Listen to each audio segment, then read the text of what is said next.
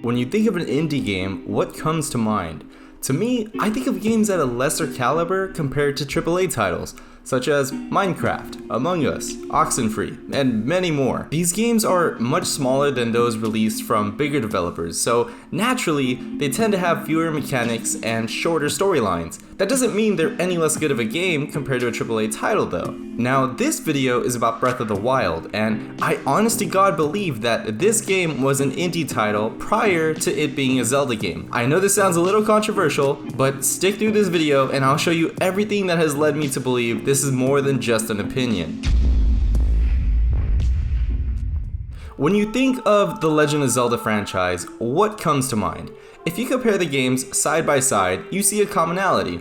Each game's story begins where Link is in a peaceful area until evil enters and he must be the one to stop it. From there we have the most iconic parts of each Zelda title.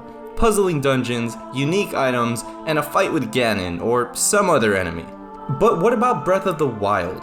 Technically speaking, you can say it's a Zelda game, but I don't really think it is.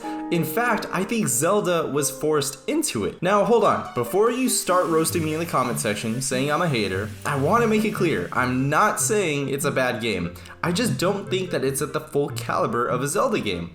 I wholeheartedly believe that this was an indie project that Nintendo saw as an easy opportunity to make money, and here's why. Let's begin by looking at how the game starts. You are in this empty area with really no purpose of doing anything. I mean, you're stuck on this elevated island, so of course you go to the obvious location that the camera focuses on. After completing a bunch of tedious tasks, you meet the last king of Hyrule, who explains the whole backdrop of the game. But pay attention to how the story is told. If you just took out all of the Zelda language in this, it literally could be a game unrelated to the Zelda franchise. I am King Bosphoramus. I was the last leader. Then he goes into the story of Ganon, which again, it literally seems like they had the whole story of Kingdom wrecked by calamity already done. And Nintendo said, you know what could make this even better? Zelda. The Demon King was born into this kingdom, but his transformation into malice created the horror you see now. Really? We don't see any human Ganon, just the transformed version already. Well, maybe the king will explain the ancient stories of Ganon. So here's the ancient part of Ganon, and we only see a monster. So Ganon was born into this kingdom from this, but transformed into that. Wait, what? Then he goes to say that this is Zelda. Bro, okay, you know what really happened? They literally had this cutscene made, and Nintendo just said, yeah, let's throw in a Triforce right here. Boom! Zelda. Like, I mean it when I say it, that this whole storyline is sick on its own. The Divine Beasts, the champions, it's epic as is, but this isn't Zelda! If this video didn't get you thinking yet, just keep watching. In every Zelda game, you needed to complete all the dungeons to progress along the story.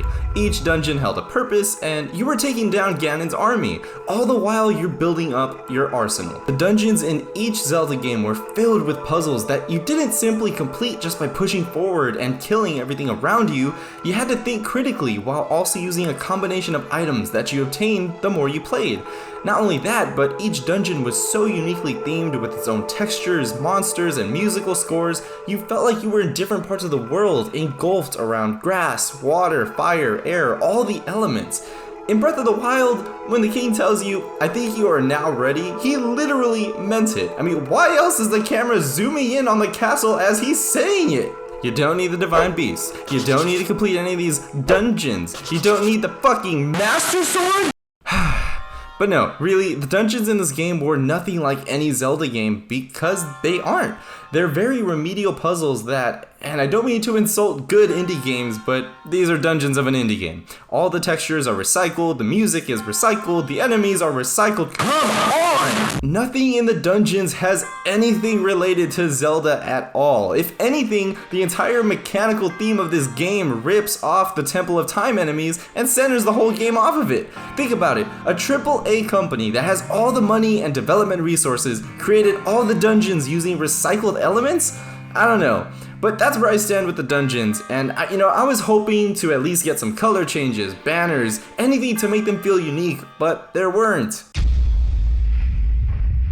With each dungeon, you were always given an item that you needed in order to complete its puzzles along with defeating the boss. Some iconic items from the franchise are the hook shot, slingshot, boomerang, arrows, boots, bracelets, necklace, musical instruments, maps, keys, candles, I could go on. In Breath of the Wild, we get all of the main tools you need to go straight into beating Calamity within the first hour of the game.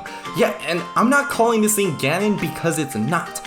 The tools you get are sick. You can levitate metal objects, stop time on things, throw bombs, and erect a frozen icicle. But aside from that, everything else is just a destructible weapon or consumable food, which is fine for a survival game or an indie game, but this is fucking Zelda. Where the hell is my boomerang? Or my hook shot? How the hell did I go from this to 4 abilities? Not even the Master Sword is unlimited. Once you use it, it has to recharge. This is stupid. I think the fact that games before had not just an abundance of items, which clearly this game has, but it was that the items from the previous games were useful and they were unique. I mean, just look at the design on these and imagine the creative and development process that went into making these items. Once you got a grapple hook, you found countless areas that you could access that you couldn't otherwise. You were also able to find a bunch of secrets using the items in unique ways. They weren't anything crazy, but I mean, the game came out years ago. With today's technology, you could fit a hidden boss or a dungeon down there along with some sick armor or something.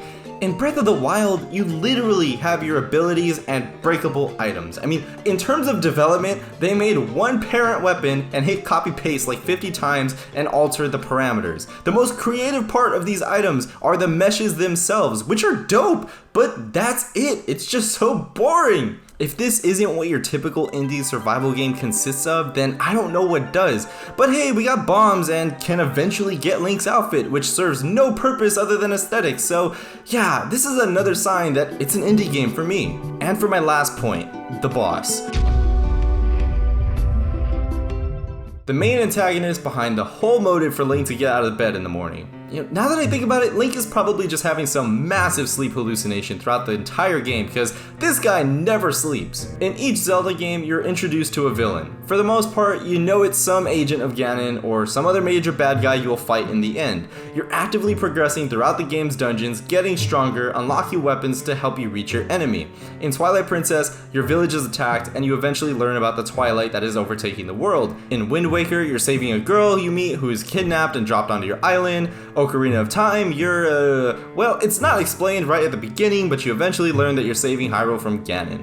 Now, in Breath of the Wild, you don't really get any of that. You're in an open area, and you only talk to the king for the sake of progressing out of the introduction area. Once you learn about the story, which as I mentioned earlier, can easily take the Zelda names out, there is really no reason to even bother doing anything. The rest of the world, I mean, I guess if you count 25 people that you talk to, the world, they're all living their lives. Sure, they acknowledge the calamity around them, but no one's really pressed for any serious threat. The whole calamity thing is just there, happening. The divine beasts are just happening. The game seems more centered on the oohs and ahs of the survival mechanics, which are cool. Yes, I agree. I am not arguing with you. Relax. Look, I think with any critique of Breath of the Wild, fans immediately jump to think that people were saying the game was absolutely terrible, which is not the case. Most of the people who have problems with it are typically people who just played all of the older Zelda games. And now I get it. As time passes, things change and evolve. But if you ask me, this is not an evolution. The whole survival mechanic in this game is amazing. Being able to climb everything is really cool. Albeit this had potential for so much aside from just being able to climb empty landscapes that lead you to literally nothing. For a game to have a story in the backseat with such minimal focus on characters is what most survival indie games are about. Look at games like Minecraft, No Man's Sky. You're playing to experience the world. Sure, you can proceed to complete the story that is there, but that's not the primary reason people play it. Heck, look at the people who make videos playing these games. They make videos about playing the game in such unique ways, which is just super entertaining. If you look up older Zelda games, no one's playing it in a unique way aside from speedrunners. Sure, you have your occasional crazy challenges here and there, but it's nothing in comparison to the more mechanical based games. With Breath of the Wild 2 announced, the game is gonna go in one of two directions. It'll have a much deeper story and populated world following the traditional Zelda path, or it will go even more into survival indie fashion, which honestly, saying it out loud sounds like the direction Nintendo will go. As I mentioned earlier, there is just so much more you can do in an open world with less linear progression, and if people are making content with it, then more people will buy it. Oh my god, I just realized the idea for my next video. Anyway, thank you all for making it this far into the video. I really appreciate you for sticking it through. Fuck those people who left anywhere prior. Fuck. Demonetization! Bye.